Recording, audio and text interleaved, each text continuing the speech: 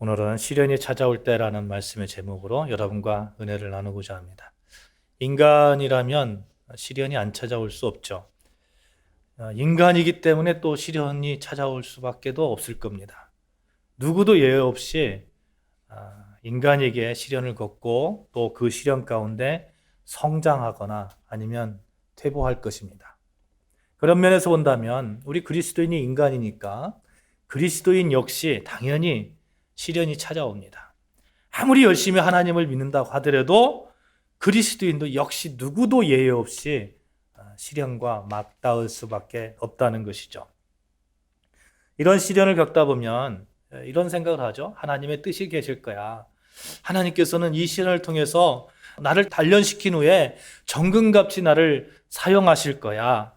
이렇게 머리로 이해하기도 하고 혹은 이해하려고 하고 그렇게 끊임없이 노력하는 우리 모습을 보게 됩니다. 그런데 막상 여러분, 시련의 기간이 오래된다거나요, 아니면 그 시련을 통해서 정말 귀중하게 생각했던 것을 잃게 된다면 하나님을 원망하거나 하나님을 떠나기도 하는 것을 보게 되죠.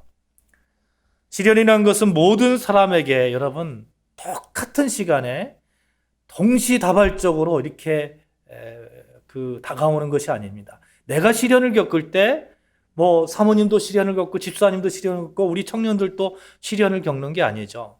모두 다 한꺼번에 겪지 않습니다. 내가 시련을 겪을 때 누군가는 시련을 겪지 않습니다.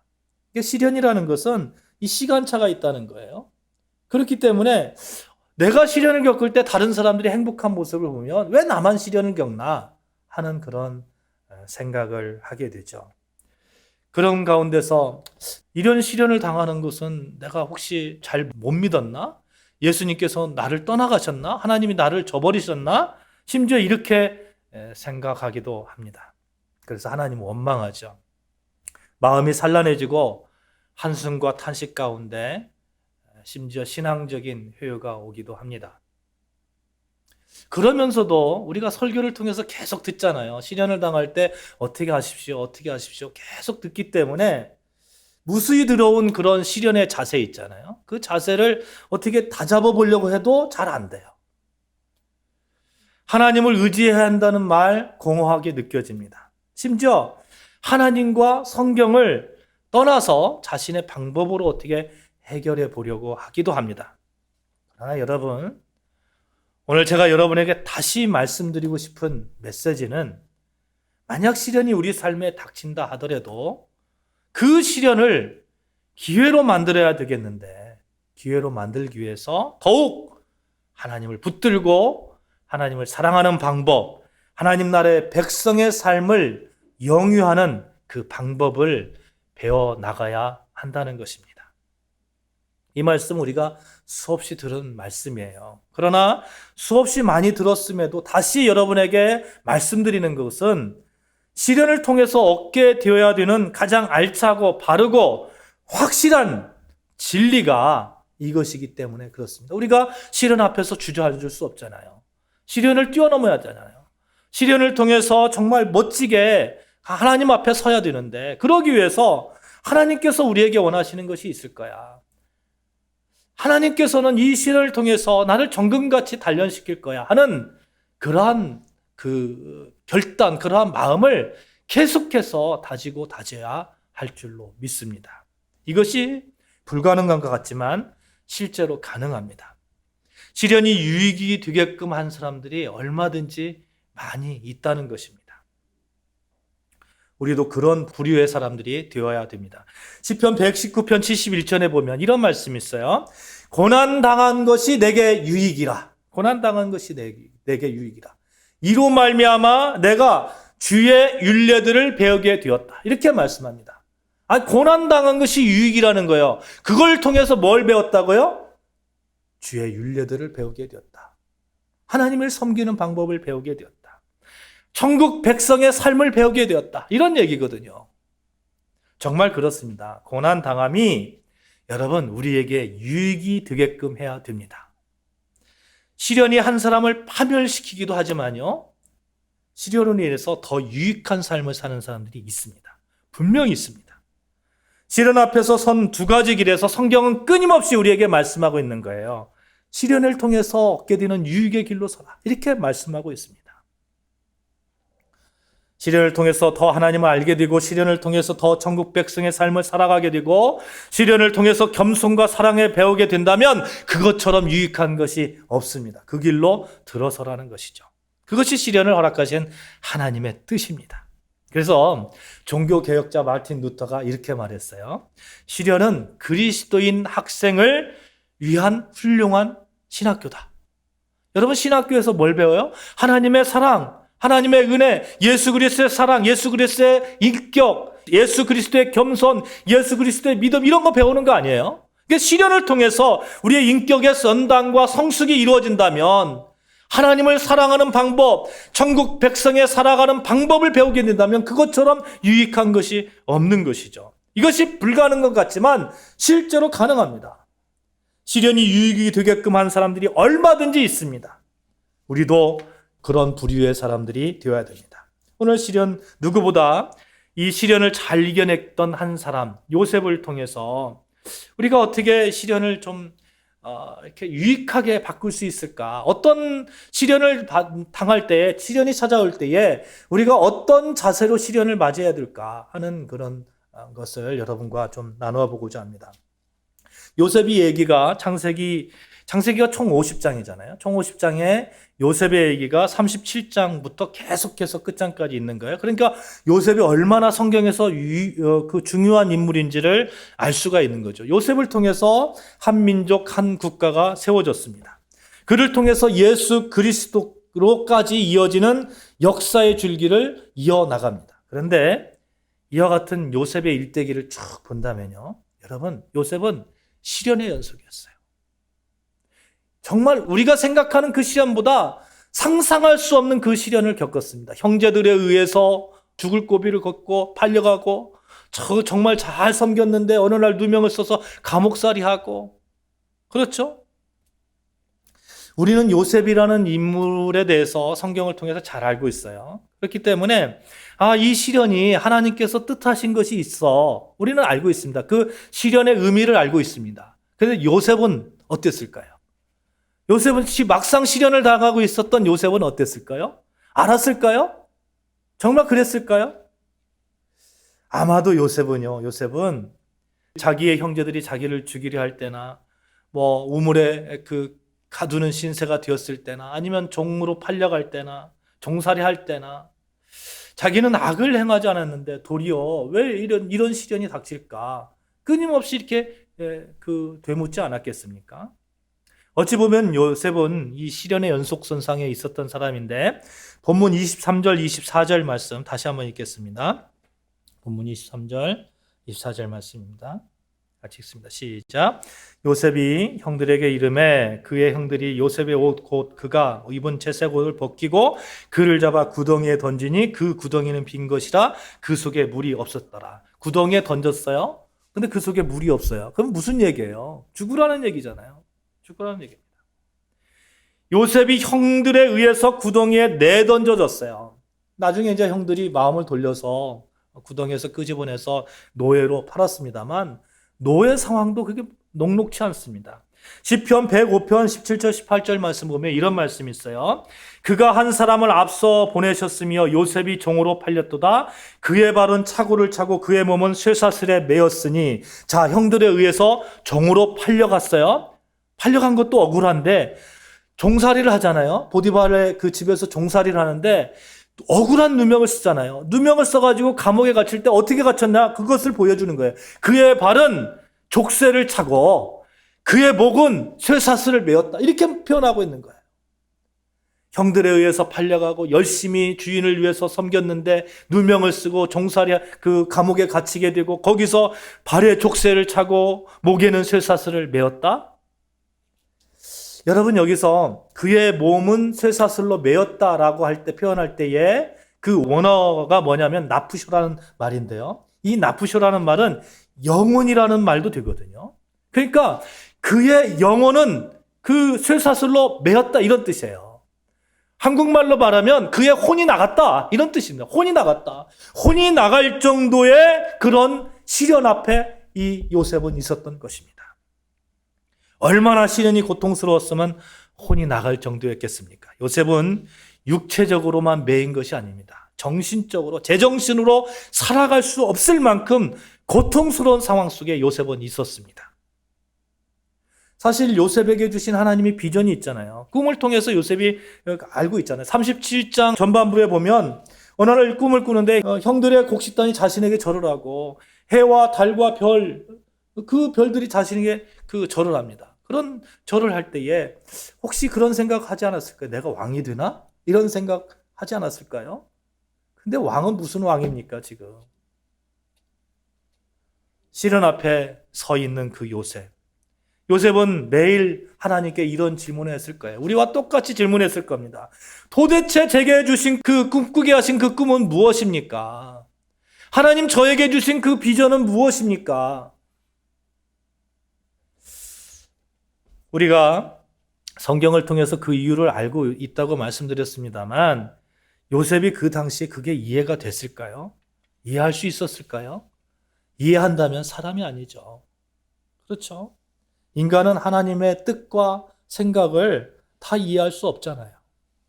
요셉에게는 절대로 이해할 수 없는 사건들이었습니다. 우리는 그 시련을 통해서 그 요셉이 어떻게 하나님께 쓰임받을지를 알고 있지만 요셉 당사자는, 시련을 겪고 있는 당사자는 알지 못했다는 거죠. 어쩌면 우리 역시 요셉과 같은 삶의 과정이라면 시련을 통해서 이루시는 그 하나님의 뜻이 분명히 있지 않겠어요? 우리가 알고 있듯이, 요셉을 통해서 알고 있듯이 내가 시련을 당할 때 하나님이 나를 통해서 만들어가고자 하는 그러한 뜻이 분명히 있지 않을까요? 먼 훗날 역사책을 쓴다고 한번 가정을 해봅시다. 나의 시련을 통해서 하나님은 무엇을 만들어 가셨을까? 우리가 그때는 알 수 있지 않을까요? 분명 하나님은 그 시련을 통해서 끝나게 하는 분이 아니십니다. 시련만으로 끝나게 하시는 분이 아니십니다. 그렇게 목대 먹은 하나님이 아니십니다. 하나님의 뜻은 시련을 통해서요, 더 값지고 더 예수님 닮아가는 우리를 원하신다는 거예요. 요셉에게 그렇듯이 우리에게도 역시 하나님은 그렇게 하십니다. 이 사실에 우리가 아멘으로 응답한다면 요셉처럼 우리에게 시련이 닥쳐올 때 어떻게 우리가 대처할지가 분명해지는 것이죠. 그것은 시련 속에서 도리어 하나님의 도우심, 그 손길을 소망하는 거예요. 고린도전서 10장 13절 말씀입니다.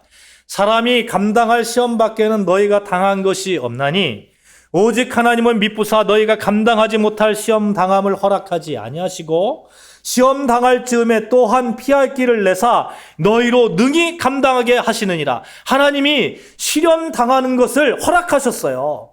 허락하셨는데 그 허락하심에 조건이 있는 거예요. 감당하지 못할 시험을 허락하지 않으셨던 거예요. 또 시험 당할 때 피할 길을 내주시는 거예요. 바울은 명확하게 시련에 임할 자세를 밝혀주고 있는 겁니다. 감당하지 못할 시련은 주지 않았다. 하나님께서 감당하게 해주신다. 피할 길을 내주신다고 바울은 명확하게 밝혀주고 있는 겁니다. 사랑하는 여러분, 우리가 시련 앞에서 당당할 수 있는 이유가 여기 있는 겁니다. 하나님이 피할 길을 내주실 거야. 하나님을 통해서 내가 이 시련을 이겨나갈 거야. 여러분, 요셉에게 그 많은 시련이 있었어요. 그런데 그 요셉에게 그 시련 가운데 그것이 끝이었습니까? 아니요. 그 시련을 통해서 또 다른 세계를 만들어 가셨던 하나님이십니다. 역사를 만들어 가고 계셨어요. 그런데 요셉은 역사를 만들어 가시는 그 하나님에 대해서 확실하게 그렇게 하나님 그렇게 만들어 주실 거야. 항상 그랬을까요? 언제나 그랬을까요? 어느 때나 그랬을까요? 아니, 요셉도 사람인데 하나님 정말 나 버리셨습니까? 이렇게 생각하지 않았을까요? 우리가 알고 있듯이 요셉이 어떻게 생각했던, 그가 하나님이 자기를 버리셨다고 생각했던, 하나님에 대한 믿음으로 신랄 같은 끈을 가지고 있었던 하나님은 여전히 요셉에게 관여하고 계셨고 요셉의 장래를 만들어가고 계셨습니다. 여전히 일하고 계셨다는 거예요. 사랑하는 여러분, 어쩌면 우리도 마찬가지입니다. 저한 환경, 아무리 생각해도 고난의 연속일 것 같고 하나님의 손길이 느껴지지 않을 때가 있습니다. 그러나 확실하게 여러분과 제가 고백하고 믿어야 되는 것이 있습니다. 그것은 그때에도 역시 하나님은 여전히 우리의 삶에 관여하고 계시고 또 창례를 이루어가고 계신다. 이 믿음입니다. 이 믿음 안에 서시기를 주님의 이름으로 축복합니다. 하나님이 돕고 계시기에 그래도 여러분과 제가 이 자리에 있잖아요. 이 자리에서 예배하고 있잖아요. 우리가 그것을 볼 수 없고 느끼지 못한다고 하더라도 하나님은 역시 일하고 계십니다. 역시 피할 길을 만들어 주시고 역시 그 시험을 이겨나갈 수 있는 능력을 허락하여 주십니다. 이 믿음으로 하나님의 도우심을 소망하는 거예요. 이 믿음으로 승리를 확신하면서 앞으로 나아가는 겁니다. 시련이 찾아올 때 하나님의 도우심을 소망하는 자는 반드시 승리합니다. 왜요? 하나님이 도와주시니까. 이런 하나님의 도우심에 대한 확신이 서면 좀 더 나아가서 도우시는 거에 대한 확신이 쓰잖아요. 그러면 이 시련을 통해서 하나님께서 바라시는 것, 하나님의 목적하심은 무엇인가? 하나님을 통해 하나님의 뜻이 무엇인가? 거기에까지 그 하나님의 뜻을 알아가는 데까지 우리의 시선이 이렇게 밝혀져야 됩니다. 그러니까 우리가 하나님께 소망하는 거예요. 또 하나님의 뜻이 무엇인가 알아가는 겁니다. 본문 28절 보시죠. 28절. 그때에 같이 읽습니다. 시작. 그때에 미디안 사람 상인들이 지나가고 있는지라 형들이 요셉을 구덩이에 끌어올리고 은 20에 그를 이스마엘 사람들에게 팔매 그 상인들이 요셉을 데리고 애굽에 갔더라. 요셉을 데리고 어디로 갔다고요? 애굽에 갔다고요. 애굽에.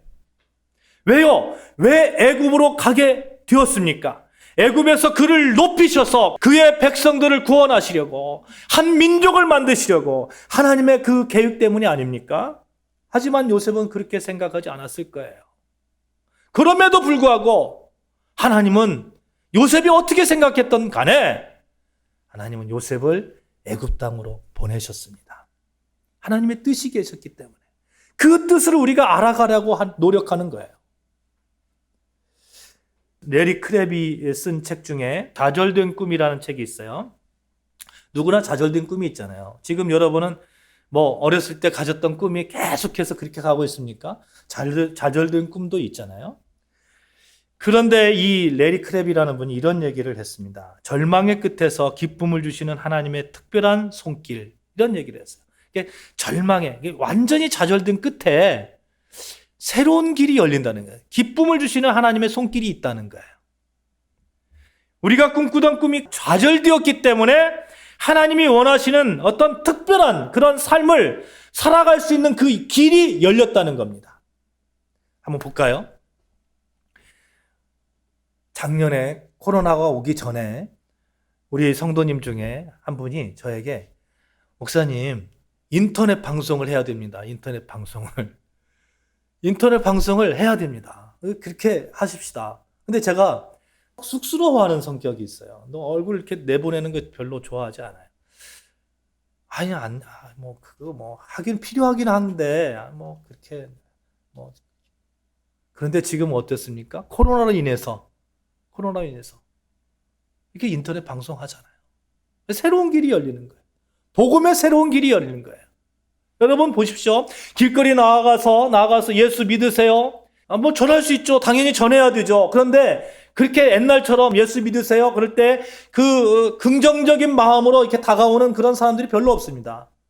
예수 믿으세요. 이게 전단지 나눠주면 그냥 갖다 버려요. 그런 세대를 살고 있어요. 그런데 이 영상을 통해서 얼마나 그 예수 그리스도를 전하는데 유용하게 쓰여지고 있습니까? 새로운 길을 열어주신다니까요. 새로운 길을.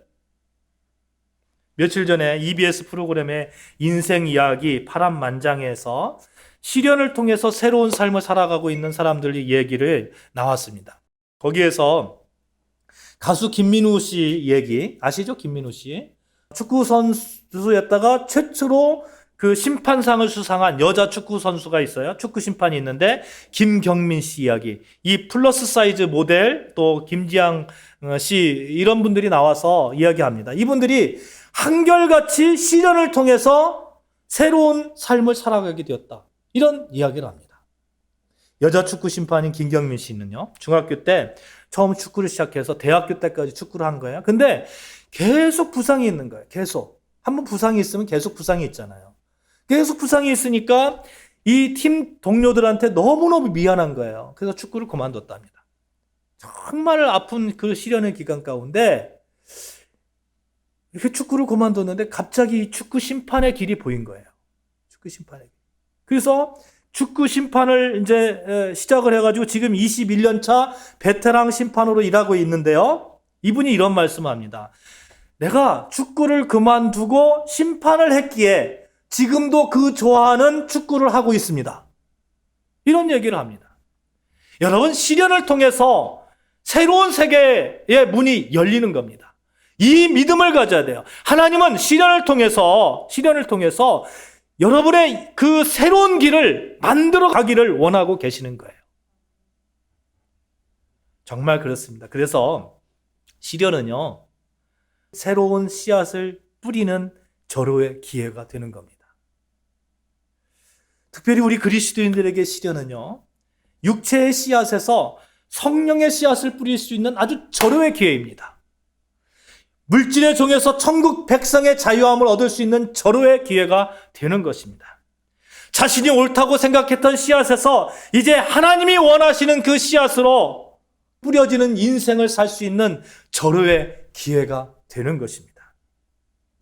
그래서 여러분, 시련을 통해서 우리가 뿌리는 씨앗이 달라지면 성공인 것이죠. 비전이 달라지면 성공입니다. 이것이 가능하다는 거예요. 하나님께서 그렇게 만들어 가신다는 거예요. 야고보서 1장 3절 말씀입니다. 이는 너희 믿음의 시련이 인내를 만들어내는 줄 너희가 알미라. 너희 믿음의 시련이 인내를 만들어 간다 하는 겁니다.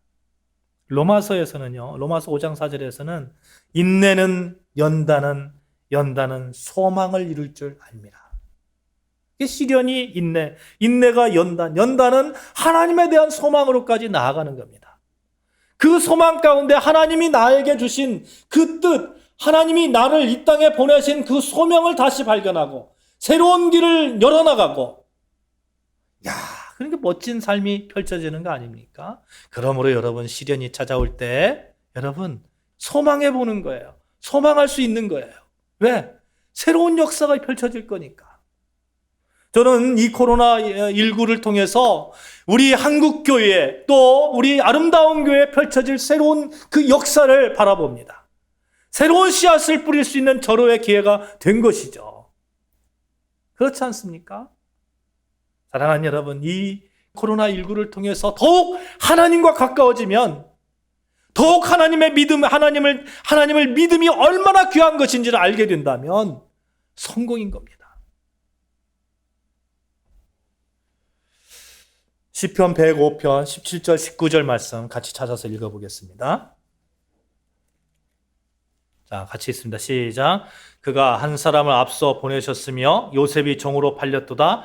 그의 발은 차고를 차고 그의 몸은 쇠사슬에 매였으니 곧 여호와의 말씀이 응할 때까지라. 그의 말씀이 그를 단련하였도다. 아멘, 아멘. 뭐라고 말씀합니까? 여호와의 말씀이 응할 때까지라. 여호와의 말씀이 응할 때까지 요셉은 수많은 시련을 통해서 연단되어졌던 거예요. 사용되어질 수 있는 사람으로 바뀌어진 거예요. 새로운 역사를 만들 수 있는 사람으로 바뀌어진 거예요. 여러분, 오늘 우리에게 주어진 요셉과 같은 혹독한 시련도 역시 우리가 어떻게 받아들여질지 분명해지는 겁니다. 우리는 그 시련을 통해서 소망을 이루라는 하나님의 말씀으로 받아들이고 하나님이 우리를 향한 그 뜻을 발견하면 되는 것이죠. 시편 119편 67절 71절을 제가 읽겠어요. 고난 당하기 전에는 내가 그릇 행하였더니 이제는 주의 말씀을 지키나이다. 고난 당한 것이 내게 유익이라. 이로 말미암아 내가 주의 율례들을 배우게 되었나이다. 시편 기자는 시련의 유익과 자신의 변화에 대해서 이렇게 말하고 있습니다. 고난이 나를 변화시켰다. 시련이 나를 변화시켰다. 시련이 나를 새로운 삶을 살게 하였다. 사랑하는 여러분, 시련이 찾아올 때 시련을 대하는 우리의 자세는 이제 분명해지는 겁니다. 소망하는 거예요. 하나님을 소망하는 거예요. 결코 주저앉지 않는 거예요. 하나님이 선하신 뜻을 헤아리는 겁니다. 하나님의 뜻으로 내 삶을 바꿔나가는 겁니다. 새롭게 내 삶을 펼쳐나가는 겁니다. 새로운 씨앗을 뿌리는 것입니다. 서두에서 우리 모두 다 인간이라면 시련을 당한다 말씀드렸습니다. 그 시련을 통해서 선한 씨앗을 뿌릴 수 있는 자는 정말 멋진 하나님의 백성이 되는 것입니다. 시련은 우리에게 유익이 되어야 됩니다. 시련이 유익이 되게끔 하는 그런 삶을 살아가십시다. 예수 그리스도를 믿는 여러분과 저는 시련을 통해서 하나님을 소망하고 하나님께서 만들어 가시는 새로운 역사를 우리가 그 길로 들어서기를, 새로운 씨앗을 뿌리는 저와 여러분 되시기를 주님의 이름으로 축원합니다. 우리 같이 찬양할까요? 하나님은 너를 지키시는 자라는 찬양이 있는데 우리 같이 찬양합시다. 하나님은 정말 여러분과 저를 지키십니다. 하나님은 우리를 도와주십니다. 우리의 출입을 지켜주십니다. 그래서 우리는 눈을 들어서 하나님을 바라보고, 눈을 들어서 도움이 어디서 오는지 바라보고, 천국을 소망하고 하나님을 소망하고 또 하나님께서 만들어주신 그 새로운 역사를 소망하며 나아가면 되는 것입니다. 같이 찬양합니다. 하나님은 너를 지키시는 자, 너의 우편에 그늘 대시니 낮의 해와 밤의 달도 너를 해치 못하리. 하나님은 너를 지키시는 자, 하나님은 너를 지키시는 자, 너의 환난을 면케하시니 그가 너를 지키시리라. 너의 출입을 지키시리라. 눈을 들어 산을 보라. 눈을 들어 산을 보아라. 너의 도움 어디서 오나. 천지 지으신 너를 만드신 여호와께로다. 하나님은 너를 지키시는 자, 하나님은 너를 지키시는 자, 너의 우편에 그늘 대시니 낮의 해와 밤의 달도 너를 해치 못하리. 눈을 들어 산을 보아라. 너의 도움 어디서 오나. 천지 지으신 너를 만드신 여호와께. 다시 한번 우리 고백합시다. 하나님은 너를 지키시는 자, 하나님은 너를 지키시는 자, 너의 우편에 그늘 대시니 낮의 해와 밤의 달도 너를 해치 못하리.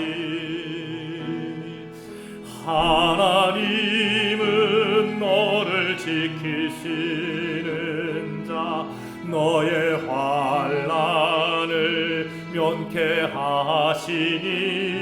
그가 너를 도우시리라. 너의 출입을 지키시리라. 아멘. 눈을 들어 산을 보아라.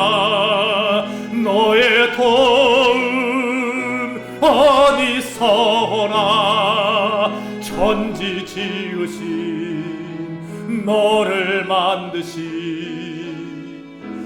여호와께로다.